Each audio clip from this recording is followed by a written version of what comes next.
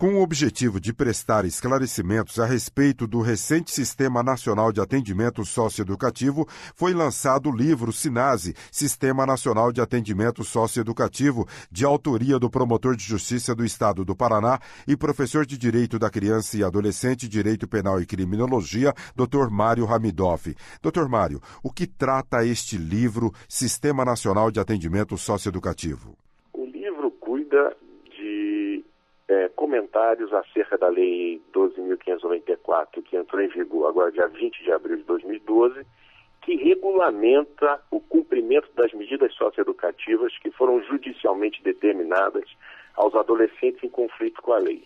Então, a partir de agora, na primeira parte desta lei, o título 1, que cuida da estruturação, da organização, da definição dos programas, princípios, eu faço comentários na prática. Por quê? Como promotor de justiça no Ministério Público do Estado do Paraná, eu trabalho dentro da entidade de atendimento, da internação provisória, em atenção aos adolescentes em conflito com a lei. Então, minha atuação como promotor de justiça e como professor teórico, acadêmico, eu consegui, nesse primeiro momento, o título 1 desta lei, fazer os comentários. No título 2, que cuida especificamente do acompanhamento, do cumprimento da medida socioeducativa pelo adolescente, eu também teço considerações práticas sobre os procedimentos, sobre os princípios que agora orientam o cumprimento da medida socioeducativa, de igual maneira os direitos individuais do adolescente, a regulamentação da atenção integral à saúde do adolescente, a visita e a visita íntima,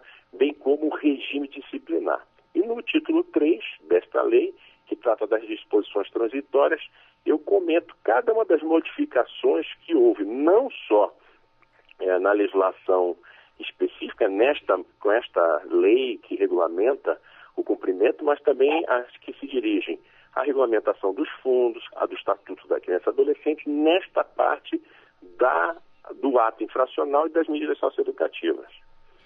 Dr. Hamidoff, e que conclusão o senhor tirou com essa experiência na prática e a respeito desse atendimento socioeducativo aos jovens?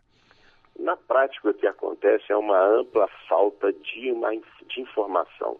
Na área da infância, nós trabalhamos em rede de proteção, ou seja, as pessoas que trabalham na área da infância muito bem sabem como deve se proceder de acordo com a doutrina da proteção integral. Muito bem. O que está faltando é a população ter conhecimento, primeiro, dos acessos. Acessos a quê? Ao apoio institucional que o Estado deva dar, não só ao adolescente, à família e às vítimas dos atos infracionais. Segundo ponto, é preciso deixar claro que o Estatuto da Criança e Adolescente, assim como a Constituição e agora a Lei do SINASE, a Lei 12.594 de 2012, que regulamenta o cumprimento das medidas socioeducativas, não significa impunidade. Isto é um mito. Porque acredita-se que o adolescente pratica atos infracionais com gravidade e violência contra a pessoa e nada dá, como se 3 anos fosse muito pouco. Imagine só que um adulto pode matar uma pessoa, pode pegar uma pena de até 12 anos, com 1 ano e 8 meses, 1 ano e 6 meses, ele já está na rua. E o adolescente, fazendo e praticando o mesmo ato, ele fica internado até 3 anos. Então, há um equívoco quanto ao sistema de penas do direito penal, que querem fazer uma combinação com as medidas socioeducativas na área da infância. Então, muito pelo contrário. De outro lado, a minha experiência demonstra que o SINASE apenas se justifica quando se quer aplicar um tipo específico de um direito penal dito juvenil na área da infância. Ou seja, colocar adolescentes em situação de cárcere sem a mínima dignidade humana, é preciso uma lei, como a lei do SINASE, para poder planificar o atendimento e ter condições mínimas de existência, de respeito e de educação. 3 palavras fundamentais na área da infância: educação, educação e educação. Estamos conversando com o promotor de Justiça do Estado do Paraná, professor universitário de Direito da Criança e Adolescente, Direito Penal e Criminologia, o Dr. Mário Hamidoff, ele que está lançando o livro SINASE, Sistema Nacional de Atendimento Socioeducativo. E essa medida, essa internação, ela muda esse jovem infrator, o Dr. Hamidoff? Pois não. A medida socioeducativa de internação não é a única medida. Nós temos outras medidas: a advertência, a obrigação de reparar o dano, a prestação de serviços à comunidade, a liberdade assistida e a semi-liberdade. Casos de ato infracional praticado com grave ameaça ou violência contra a pessoa, a internação sempre é indicada como medida breve e excepcional. Não só pelo resultado ou consequência grave se justifica uma medida de internação, mas a medida de internação ela é diferenciada porque é um sistema dentro do próprio cumprimento da medida de internação que determina o alcance das atividades externas. E são as atividades externas que podem sociabilizar o adolescente e ele, então, voltar e ser reintegrado à família, à sociedade, de uma forma respeitosa e responsável. Como é que se faz isso? Por exemplo, com vagas nas escolas do Senai, do Senat, do Senar, com formas de aprendizagem, profissionalização, adaptação curricular, reaproveitamento, seriação e fazer com que o adolescente esteja nos lugares públicos da palavra e da ação, isto é, na família, na escola e principalmente nas dotações orçamentárias. É preciso que os projetos sociais que destinam políticas públicas para a área da infância tenham prioridade na tramitação, para que chegue mais próximo. Ou seja, nós temos que equipar os CRAs, os Centros de Referência e Assistência Sociais, o CREAS, Centro de Referência Especializado em Assistência Social, o CAPS-I, Centro de Atenção Psicossocial Infantil, o CAPS-AD, Centro de Atenção Psicossocial Álcool e Droga, CAPS 1, 2 e 3, que vai cuidar do transtorno mental, da saúde mental do adolescente, enfim, de toda a família. Então é preciso estabelecer responsabilidade concorrente entre a família, a sociedade e o Estado. O adolescente não pode ser o único responsabilizado em razão da prática de uma ação conflitante com a lei. A ação conflitante com a lei, na verdade, é um sintoma de que o adolescente se encontra num ciclo de violência, seja estrutural, a corrupção, a miséria, o abandono, a situação de rua, a falta de vaga em creche, e ele responde a esses estímulos desta maneira violência. Então é preciso romper com esse ciclo de violências através de políticas públicas claras, efetivas, que tenham dotação orçamentária bem definida. E isto seria um avanço na própria democracia do Brasil. Mas parece que não existe muito esse compromisso dos governantes em estruturar essa causa, esses exemplos citados pelo senhor. É verdade. Agora mesmo foi promulgada uma nova lei em razão da Conferência Nacional dos Direitos da Criança e Adolescente em Brasília. Estava presente a presidenta e foi preciso fazer um marco histórico de um compromisso com a criança, com o adolescente e a educação através de lei.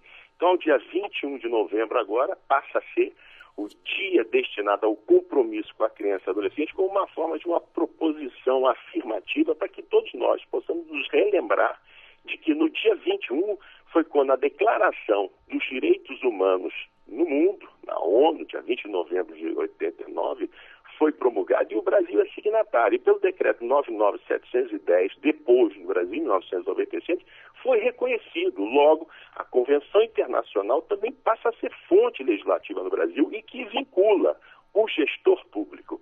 É preciso entender que o Poder Executivo, em todos os níveis de governo, municipal, estadual, federal, distrital, eles têm o dever legal, atribuição ou dito como competência de respeitar as políticas públicas que devem ser deliberadas pelos Conselhos dos Direitos da Criança e Adolescente, como o CONANDA, os Conselhos Estaduais, os Conselhos Municipais e o Distrital, que formulam políticas públicas que vinculam, sim, orçamentariamente o Poder Executivo.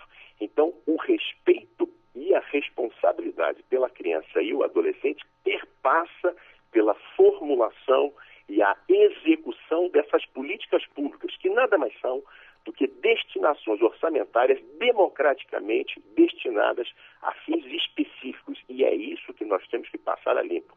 A cada ministério, a cada secretaria estadual ou distrital, bem como a municipal, tem que ter muito claramente qual é a dotação orçamentária específica para a área da infância e da juventude.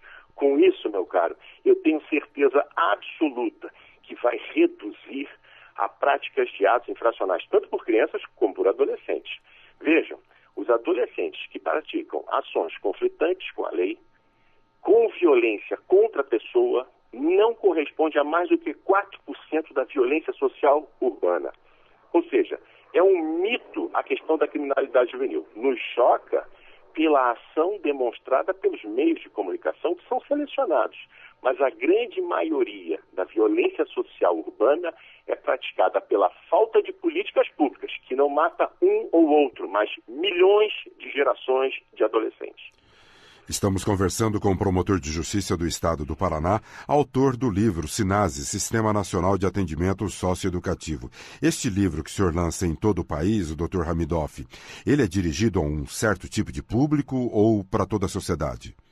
Olha, ele é um livro específico, que a lei é específica por tratar do cumprimento da medida socioeducativa. Essa lei se destina aos gestores, operadores e todos aqueles que trabalham junto com o sistema de justiça no cumprimento de medida. Acredito que deva ser uma legislação conhecida de todos, porque os familiares dos adolescentes, os adolescentes que se encontram vinculados ao cumprimento de uma medida socioeducativa, têm vários direitos e também deveres. Então, assim como a Constituição da República e o Estatuto da Criança e Adolescente, a Lei do SINASE também deve ser conhecida por todos. Contanto, ela se dirige especificamente à responsabilização. Uma novidade, meu caro. A lei do SINASE traz duas novas formas de improbidade administrativa, no artigo 29 e no artigo 85. Hoje, o gestor público, hoje, o operador do sistema de justiça, aquele educador social, equipe técnica, dirigente do programa que não fizer cumprir esta lei, ele pode ser afastado e responsabilizado, civil, administrativa e criminalmente, expressamente ditos na lei, de acordo com a lei da improbidade administrativa. Ou seja, se for uma entidade governamental, ele pode perder o cargo público e receber todos os efeitos secundários da sentença, caso de inelegibilidade, caso de não mais ocupação de cargos públicos, além da reparação. Se for uma entidade não governamental, ela simplesmente é desabilitada, ela deve prestar conta e responder também criminalmente por eventuais critérios de má-fé ou não. Então, veja, esta lei, ela se dirige especificamente à estruturação do programa de atendimento, depois à execução do programa de atendimento individualizado no cumprimento da medida socioeducativa. Tem questões extremamente técnicas, né? Por exemplo, a elaboração de um plano individual de atendimento, a transferência dos programas do Poder Judiciário do município para o Estado. Agora os municípios estão contemplados, por exemplo, com a necessidade do acompanhamento de medidas em meio aberto da liberdade assistida e prestação de serviço à comunidade. Mas todos aqueles que quiserem vivenciar a infância e a adolescência devem ter em conta essas leis de regência, a Constituição da República, especificamente o artigo 227, o Estatuto da Criança e do Adolescente e agora a Lei do SINASE. Esse conjunto de normas eu tenho denominado de leis de regência dos direitos da criança e do adolescente. Muito bem. Nós ouvimos o promotor de justiça do Estado do Paraná, professor universitário de Direito da Criança e Adolescente, Direito Penal e Criminologia, Dr. Mário Hamidoff, que está lançando em todo o país o livro SINASE, Sistema Nacional de Atendimento Socioeducativo. Dr. Hamidoff, muito obrigado pela participação. Muito obrigado pela oportunidade, estou sempre à disposição.